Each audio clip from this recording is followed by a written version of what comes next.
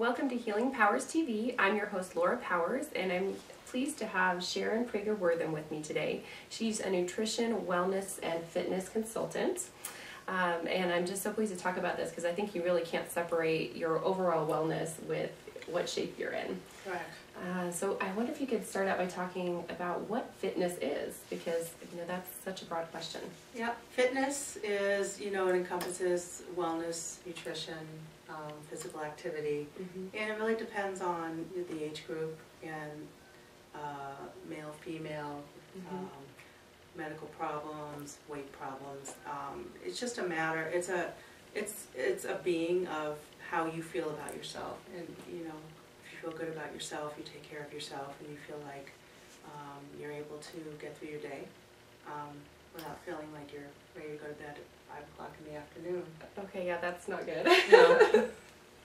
Okay, so it varies for everyone. It so does. There's not one metric that's for every person. No, you can't. You can't just put out a chart and say, okay, well, this is where you should be and this is where you should be, because you have to take into consideration, the person's gender, their age, their lifestyle, what their activities are, what they do for work, what their family life is like. So it all encompasses how somebody is and how fit somebody feels that they are. Okay. So someone comes to you and maybe they are not very active and just feel like they want to increase that. How do you work with them? Well, the first thing I like to do is we sit down for about an hour and we do a very in-depth consult. I get a pretty in-depth history, what they do for work, if they work, what their family life is like, if they have any stresses during the day, family stresses, outside sources, how active they are, what their daily intake of food is like, what their activity level is like, if they're on medications, family history, if they have depression, anxiety. All of these things will come into play, and it helps me to understand the person and how I need to go about working with them, because everybody is different, and people have a lot of fears. Even though they say they would like to make a lifestyle change, it's very scary, because now attention could be shifted to them, which is something they're not used to, and they can't handle it. So that's one of the things I try to work through with people, is to feel comfortable with the changes they're making, and we go in little small steps, and when they start to see results, because we set very obtainable goals, they're excited and their eyes are lit up and they want to keep going. Now, I am probably just a perfect person to talk about who doesn't go to the gym, because I don't go to the gym, and so for someone like me who just doesn't find a gym environment comfortable, or I just don't feel motivated specifically to go to a gym, how would you work with someone like that? I actually have quite a few clients who don't like to go to the gym. It's very easy to set up a little place in your house. You don't need a lot of equipment. I usually suggest a fit ball, which is those big balls, a little medicine ball, and some weights or bands. And there's lots of things you can do at home on your own. You can do lunges, you can do squats, you can do your core on the ball, you can do weights. There's so many things you can do. You can do an entire workout with a ball, some weights, and a step, like an aerobic step. And I have a lot of clients who do that. They don't like the gym, they don't like that environment, and I can give them a great workout without ever leaving their home. Okay, that's good to know, because I've actually never looked into working with a trainer or a consultant for fitness, because I just am not drawn to the gym environment. Yeah. Yep. And it's a lot for a lot of people too. It's time constraint. It's travel to and from. It's getting there. It's waiting for equipment. They're not comfortable.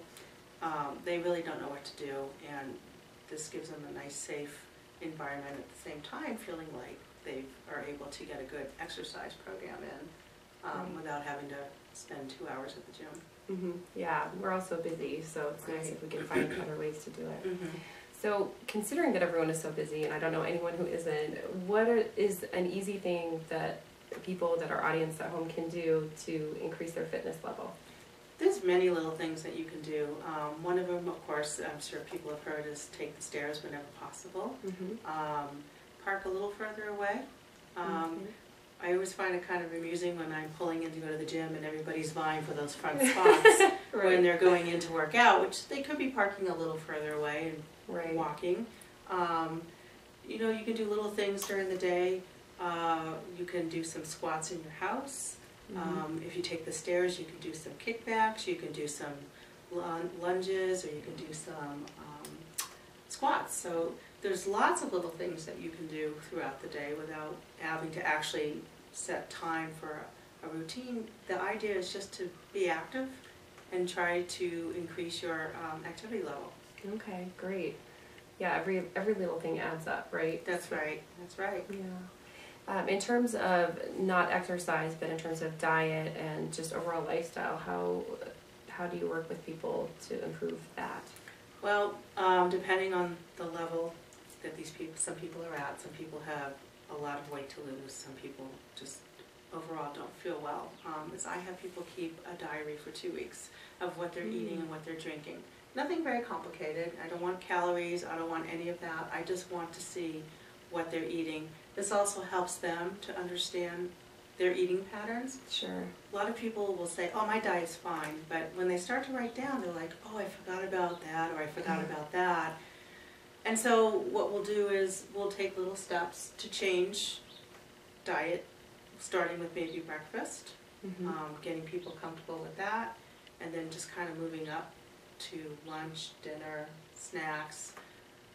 It can be as complicated as I've taken people grocery shopping, I've shown people how to portion properly, I've gone in and cleaned out their cabinets. Wow. A lot of people just don't understand what clean eating is and what's good for you and what's not. We've become such a country of over-processed and readily prepared that that's how people eat, and it's really not healthy. So the cleaner you can eat, the portions are small, the better off you are. Now, one of the areas that I think is a challenge for myself and probably a lot of people in terms of diet is when you go out to eat. What do you recommend when people are out at a restaurant? You know, with the whole health and wellness push that's been going on, restaurants are making an effort to try and have a lighter fare. Even then, it's still double portions on a plate. So, you know, there's lots of things you can do in a restaurant. You can order food without, you know, the sauces, the gravies, try to keep it clean, ask for extra vegetables instead of pasta or rice, because a lot of times those are used as fillers. Put half of your food into a to-go container immediately. Oh, okay, that's a good tip. Yeah, so there's a lot of things you can do. I mean, I love to eat out, but I always try to make sure that I'm eating as clean as I can. And if you're really curious, you can go on any restaurant's website and they have all of the nutritional values of everything that they serve, and it's not pretty. Are you talking about fast food or other restaurants? All restaurants. Really? Is that a law now? Yes. Oh, I was not aware of that. Yes, they have to list their ingredients, the calorie, fat, sodium, saturated fat, monofat, everything has to be listed out. Okay. So, you know, it's good for the consumer to be educated, to know what they're eating. Yeah, no, and it is shocking because sometimes you think, oh, I'm eating a salad or something, and that salad dressing has your whole day's worth of fat in one meal. So. Exactly. So even with a salad, you know, you want to keep off the creamy dressings, the croutons, the cheese, the bacon, and all of that stuff that adds up, and it's saturated fat, which really isn't good for you. Restaurants are more than happy if you say to them, can you leave this off, I'd like that on the side. They're more than accommodating. Yeah, no, that's a great tip, and I really like the idea of asking for a to-go box right away, because I think that's kind of human nature, that if it's in front of you, you're going to Correct. eat You're it. just going to keep eating it, and you're talking, and you don't realize how much you've actually eaten off that plate. So it's better just to take half and put it away, and you're good. Wonderful. Well, this has been really informative. Is there anything else that you'd like to share with our viewers before we wrap up for today? Just get up, get active, and you know, take charge of your life and try to make little changes that are going to help you live a lot longer. Well, great. Thank you. If you could just go ahead and list the contact information, so how people can get a hold of you. I have a website, www.custommadefitness.com, and my email address is sharon@custommadefitness.com.